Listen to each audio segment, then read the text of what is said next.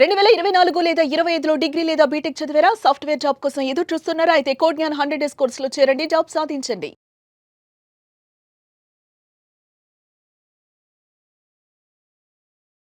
Welcome to Suman TV. నేను మీ Suman TV. నాగ్ restitution of conjugal rights section 9 అసలు ఇది ఏం చెప్తుంది, దీనికి సంబంధించినటువంటి పూర్తి వివరాలు ఏంటనేది ఈరోజు మనతో పాటు ప్రముఖ అడ్వకేట్ శశికాంత్ గారు ఉన్నారు. వారి మాట్లాడే తెలుసుకుందాం. Hello sir. నమస్తే అండి. సార్, భార్యాభర్తల విషయానికి సంబంధించి అంటే గొడవలు పడుతూ ఉంటారు, కొంతమంది తరచుగా అవుతూ ఉంటాయి, కొంతమందికి యాక్సిడెంట్లుగా అవుతుంటాయి, కొంతమందికి ఏంటంటే ఇష్టం లేని వివాహం చేసుకోవటం వల్ల దూరం కొంచెం పెరిగి సడన్గా వెళ్ళిపోవటం లాంటివి చేస్తూ ఉంటారు. రెస్టిట్యూషన్ ఆఫ్ కాంజుగల్ రైట్స్ అసలు ఈ సెక్షన్ ఏం చెప్తోంది, దేనికి సంబంధించింది, భార్యాభర్తల మధ్య ఎలాంటి వాటికి ఇది వాళ్ళిద్దరిని కలిపేలా చేస్తుందా, లేదనంటే కొంతమంది నెగ్లిజెన్సీ తోటి వెళ్ళిపోతూ ఉంటారు కదా, అటువంటి వాళ్ళకి చట్టాలు ఏ విధంగా గుణపట్టం చెప్పబోతాయి? నాగరాజ్ గారు, మా భాషలో ఆర్సీఆర్ అంటారు, అడ్వకేట్స్ దీన్ని షార్ట్కట్లో ఆర్సీఆర్ అంటారు, రెస్టిట్యూషన్ ఆఫ్ కాంజుగల్ రైట్స్. అంటే భార్య కానీ భర్త కానీ సడన్గా ఏ రీజన్ లేకుండా వదిలి వాళ్ళ పుట్టింటికి వెళ్ళిపోతే అట్లాంటప్పుడు ఈ భర్త ఏం చేయాలి అన్నది ఆర్సీఆర్ సెక్షన్ 9 ఏమంటుంది అంటే, ఏ కారణము మీ ప్రకారం ఏ కారణం లేకుండా మీ భార్య కనుక మిమ్మల్ని వదిలేసి పుట్టింటికి వెళ్ళిపోతే, అలాగే భర్త కూడా వదిలేసి ఎటైనా వెళ్ళిపోతే వాళ్ళ అమ్మగారింటికో లేకపోతే ఇంకెటైనా భర్త కూడా వెళ్ళిపోతే ఏం చేయాలి అంటే, ఆ టైంలో ఆర్సీఆర్ ప్రకారము కోర్టుకు వెళ్ళాలి, వాళ్ళని మళ్ళీ తిరిగి రమ్మనని పిటిషన్ వేయాలి.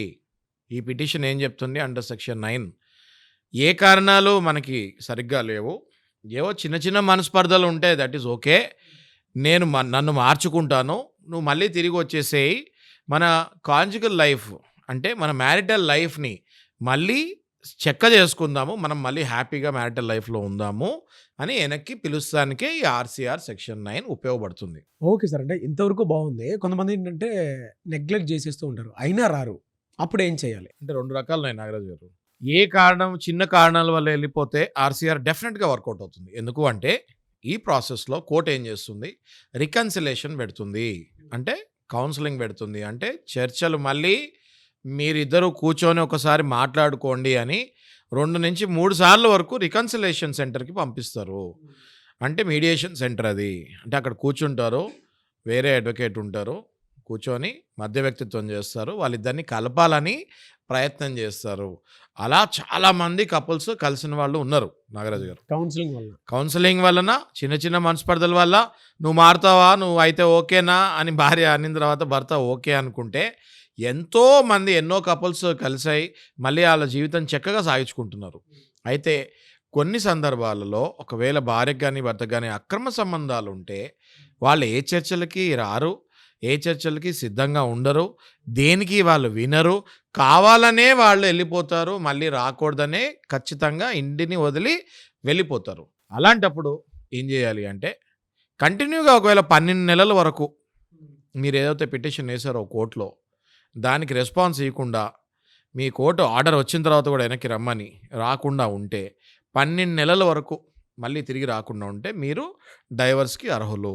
అంటే మీరు ఇంకా అక్కడతోటి ఇంకా వీళ్ళు రారు అని కన్ఫర్మ్ అయిపోయి ఇంకా మీ లైఫ్ మళ్ళీ మీరు ముందుకు వెళ్ళాలి కదా. 12 నెలల తర్వాత అంటే 1 ఇయర్ కోర్టు ఆర్డర్ ఇచ్చిన తర్వాత వెనక్కి రమ్మని, ఆ తర్వాత 12 నెలల వరకు కూడా ఒకవేళ ఆ భార్య వెనక్కి తిరిగి రాలేదు అనుకుంటే ఆటోమేటిక్గా భర్తకి డైవర్స్కి అర్హులు అయిపోతారు, ఆటోమేటిక్గా భర్తకి డైవర్స్ కూడా వచ్చేస్తుంది. ఇప్పుడు ఏ వ్యక్తి అయినా కూడా ఎంతకాలం అని బతిమాలుతారు, దానికి ఒక లిమిట్ ఉంటుంది కదా. మళ్ళీ ఎండ్ ఆఫ్ ద డే ఆయన కూడా ఆయన జీవనం సాగించాలి కదా. అదే భర్త చేసినా భార్య చేసినా రెండు ఒకటే. ఇది ఇద్దరికీ అప్లికబుల్ నాగరాజు గారు. భర్త వదిలేసి వెళ్ళిపోయినా భార్య వదిలేసి వెళ్ళిపోయినా ఖచ్చితంగా ఇది ఇద్దరికీ అప్లికబుల్. భార్య వెనక్కి రాకపోయినా లేకపోతే భర్త వదిలేసి భర్త వెనక్కి రాకపోయినా కూడా ఖచ్చితంగా 12 నెలల వరకు చూస్తారు. ఆ తర్వాత వీళ్ళకి ఆటోమేటిక్గా వీళ్ళు డైవర్స్కి అర్హులు అవుతారు. ఇలా కేసెస్ చాలా ఉన్నాయి సార్ మీ దగ్గర? విపరీతంగా ఉన్నాయి నాగరాజు గారు. నేను మీకు ఒక చిన్న ట్విస్ట్ చెప్తాను. ఇందులో ఏం చేస్తారంటే విపరీతమైన హింస పెట్టి, ఇది ఇంకో యాంగిల్ చెప్తున్నాను మీకు, ఇంకొక యాంగిల్ చెప్తున్నాను నేను. ఎందుకు వెళ్ళిపోతారు భార్య కానీ భర్త కానీ, మనం ఏమనుకున్నాము ఇప్పుడు మనకి ఎందుకో తెలియదు రీజన్, వెళ్ళిపోయారు అనుకుంటున్నాం. కానీ ఆ భార్యకి చుక్కలు చూపించి భర్త విపరీతంగా హెరాస్మెంట్ చేసి, ఇందులో గొప్పలో బీదోళ్ళు ఏం లేదండి, చూసే వాళ్ళకి అందరికీ చెప్తున్నాను, ఇందులో మిడిల్ క్లాస్ లేదు, హైయర్ క్లాస్ లేదు, లోవర్ క్లాస్ లేదు, సాడిస్ట్లే రైట్. సో శాడిస్ట్ భర్తలు కనుక విపరీతమైన హింస పెట్టి, అనుమానంతో హింస పెట్టి, లేదా సాటిస్ఫాక్షన్ లేక హింస పెట్టి, లేదా స్వతహాగా వీడు తాగేసి వచ్చి హింస పెట్టి, ఇలాంటివి చేసి భయంకరమైన క్రుయాలిటీ చూపిస్తే ఆ వైఫ్ ఎవరైనా వెనక్కి వస్తారా? రారు కదా.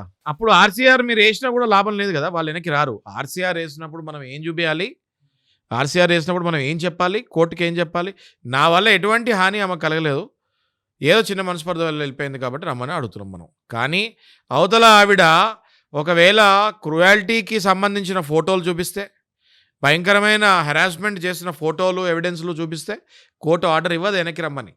అప్పుడు ఖచ్చితంగా మీరు శిక్షకు అర్హులు అవుతారు, అవతల వాళ్ళకే డైవర్స్ వస్తుంది. ఇన్ఫ్యాక్ట్ మీ మీద 498A కేసు క్రుయాలిటీకి సంబంధించింది కూడా మీ మీద కేసు పడుతుంది. కాబట్టి ఈ ఆర్సీఆర్ అనేది ఏదైనా చిన్న చిన్న విషయాలకి తగాదా పడి వెళ్ళిపోతే మళ్ళీ వెనక్కి పిలుచుకుంటానికి పనికొస్తుంది. కానీ మీరు భయంకరంగా హింస పెట్టి, టార్చర్ పెట్టి, ఇంకా ఏదో సమాజం దృష్టిలో మీరు చాలా మంచోళ్ళని చూపించుకుంటానికి కోర్టు ద్వారా ఆర్సీఆర్ వేస్తే అవతల ఆవిడ 100% ఎవిడెన్సెస్, మీరు కొట్టిన ఎవిడెన్స్లు అవన్నీ, ప్రూఫ్స్ అవన్నీ, ఫొటోస్ అవన్నీ చూపిస్తే కోర్టు ఆర్సీఆర్కి ఒప్పుకోదు, ఆమెను వెనక్కి వెళ్ళమని ఫోర్స్ కూడా చేయదు. దానికి కూడా భయపడక్కర్లేదు. Good sir. నివేస్, థ్యాంక్ యూ అండి. Thank you so much for the information sir. Thank you.